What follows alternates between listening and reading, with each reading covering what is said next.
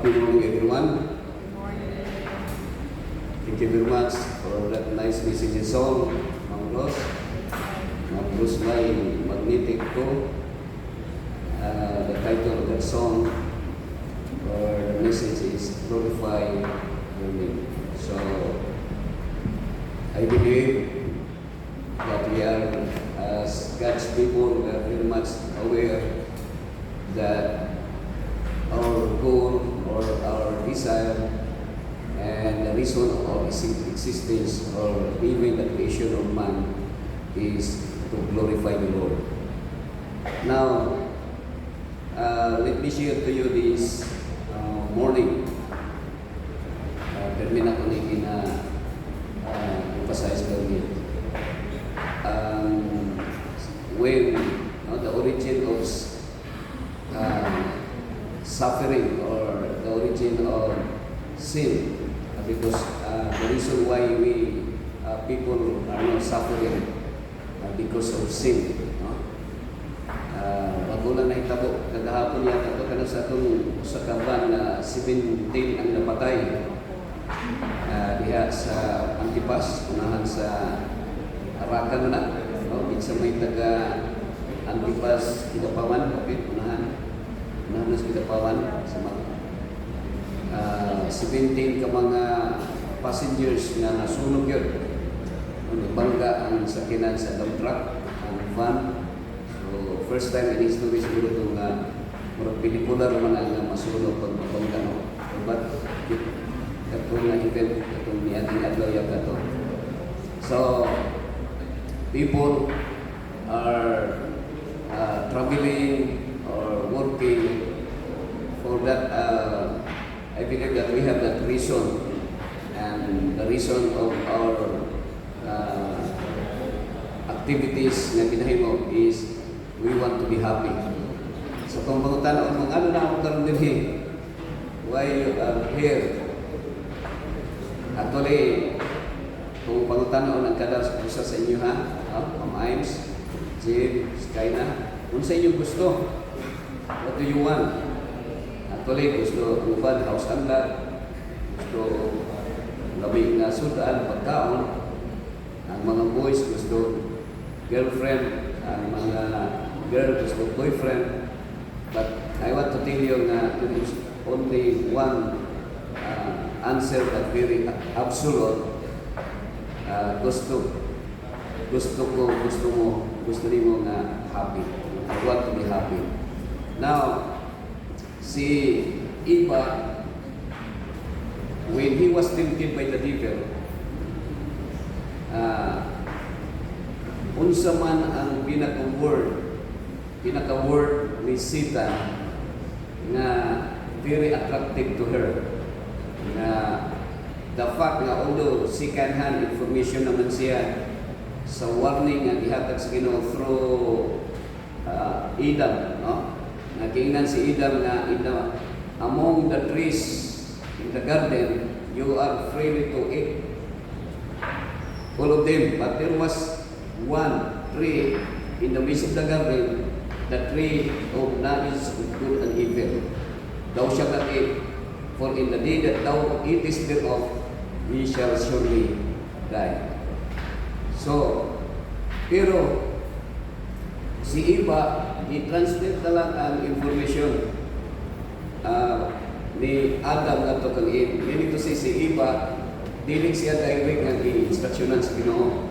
It was only Adam. No? Now, sa inyong hunahuna, kung sa may particular na word nga si Eve, nikaon siya sa tree of knowledge of good and evil. The fact na ang tree of knowledge of good and evil, and that tree is only siguro silaw-silaw lang siguro compare sa mga other fruits in the Garden of Eden. Pero kung maghisgot ang pagkaon, dili siguro gutom si Eva at mga tayo. Maghisgot na atong tree of knowledge of good and evil. So, what particular word that attracted to Eve, why she ate the forbidden fruit no? Sa inyo hunahuna unsa ka mga kaigsunan. Pero daghan ta hunahuna, no? So ato na lang isulti diri. Actually, the word of Satan when he said, "You will be like God." You will be like God. So actually, that desire was already the desire of Satan being transmitted to our first mother, first parent, Eve, no, si Eve. That word of that statement, "You will be like God," that is also, or that was the desire of Lucifer in heaven. And it is found in the book of Isaiah chapter 14 verse 12, no?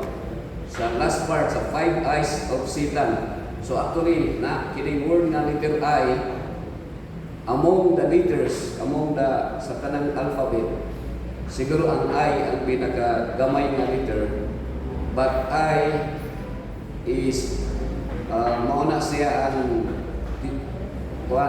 no? Niturok sa kasing-kasing ni Lucifer. So that's why nasa proposal na gitawag na 5 eyes. Ang ika-fifth na I is when he said, "I will be like the Most High." So kanang I, mga kaigsunan, it resulted to sin, no? I is the center of sin. I is sin, no? A sin. So, and you notice that the word pride, because niturog sa kasing-kasing ni Lucifer ang pride of God. So na ay center sa pride. Kung man ang center sa pride. So siguro, chamba lang na it is I. I is the center of pride. Actually, I is idolatry. Now, ang pinaka-reason of sin, nakasala si Adam and Eve, and we are also, because we are the descendants of Adam and Eve, we have also that desire. Kanang ito nga I syndrome, no? Kanang gusto nato nga kita ang mauna permi, kita ang una. So natin itong I syndrome. Now,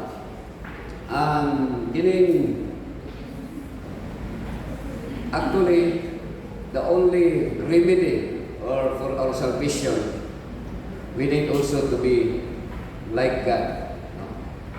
So, ako nang na-mention permitting nga ang katong desire sa Tiber nga I will be like the Most High. Actually, it is not bad to be like God, because that is mao gyud na siya ang desire po sa Ginoo nga His people is to be like Him. That's why when Paul in Philippians chapter 2 verse 5 he said, "Let the mind of Christ be in you." So the mind of Christ, meaning to say the behavior, the attitude, or the character of Christ be in us. So gina-emphasize lang ang two kinds of minds, no? The mind of Christ. If we have not the mind of Christ, literally or automatically, or it is already built in, that we have the satanic mind, the mind of Satan.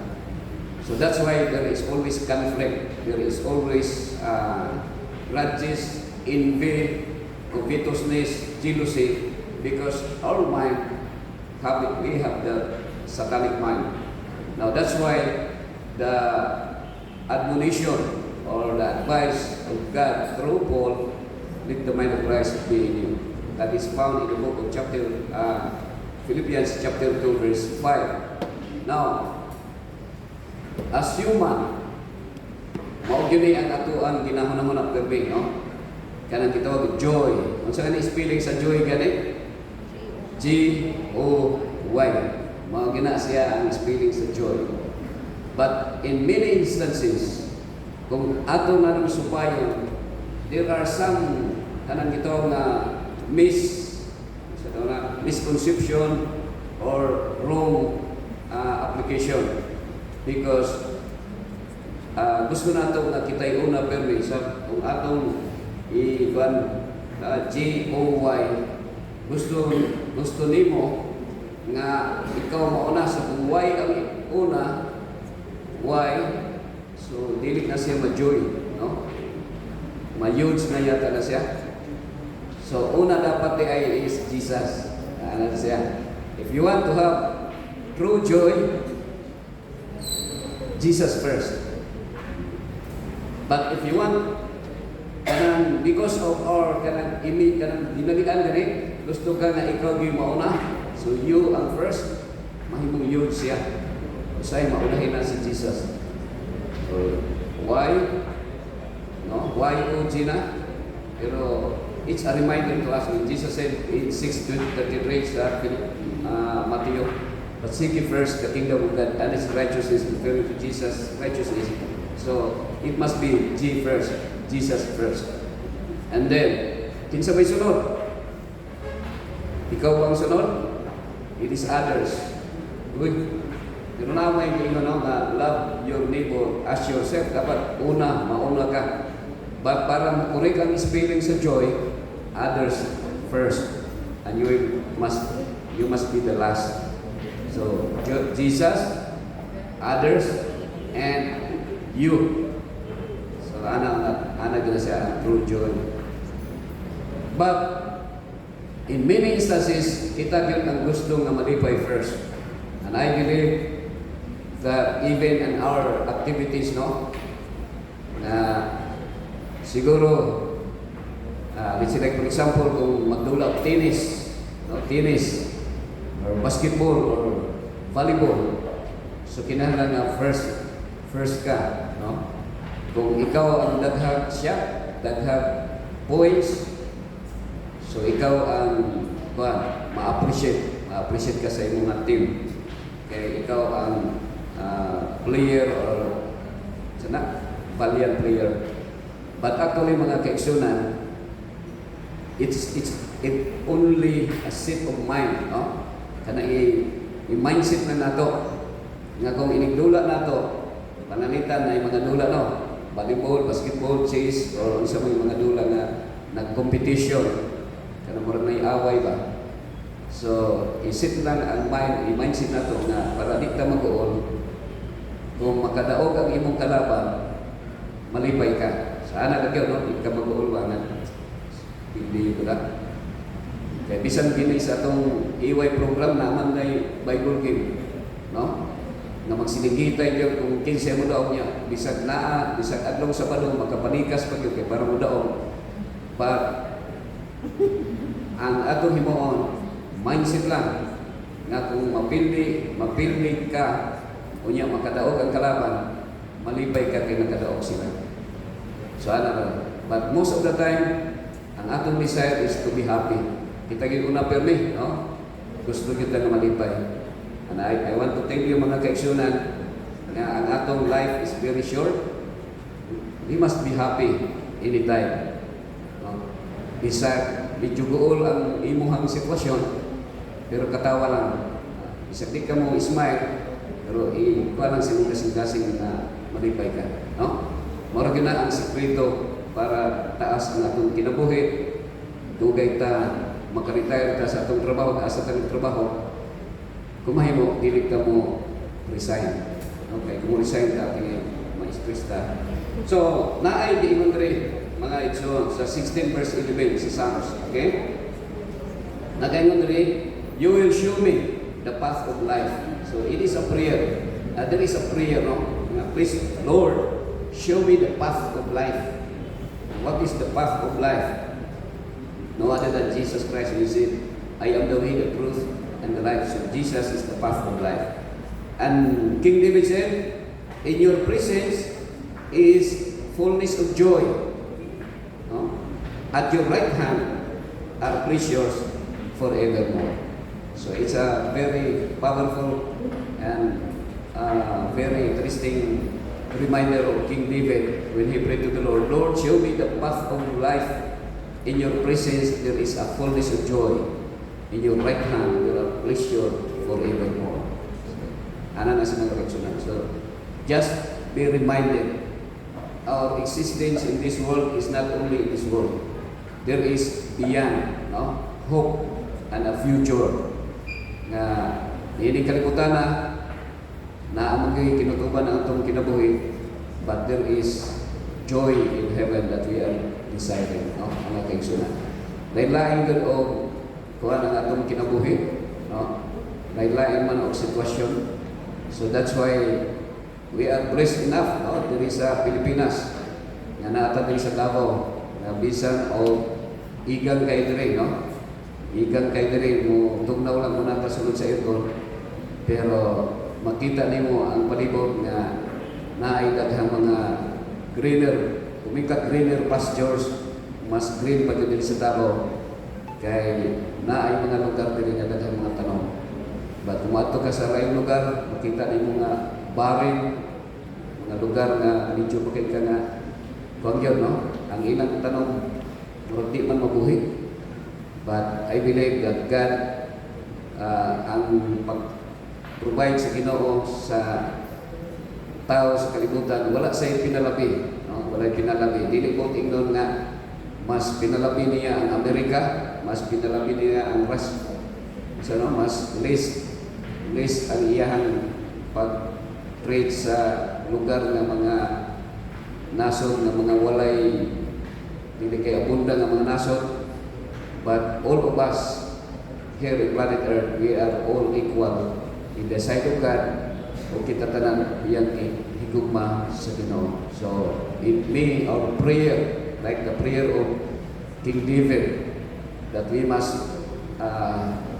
find, or the Lord will show us the path of life, and He showed to us through Jesus Christ. And then in the presence of the Lord there is joy, and in His right hand there are pleasure forevermore. Kung sa ato ang kinabuhi ng kalibutan na, we are dissatisfied with.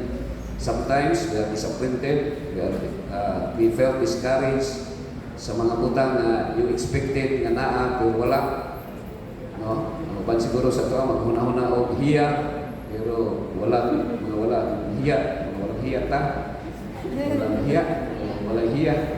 But remember, if we are in the Lord's presence, there is joy, and in His right hand, in the future, in the coming our Lord Jesus Christ, there are pleasure forevermore in that heavenly kingdom. God bless everyone. This is my prayer.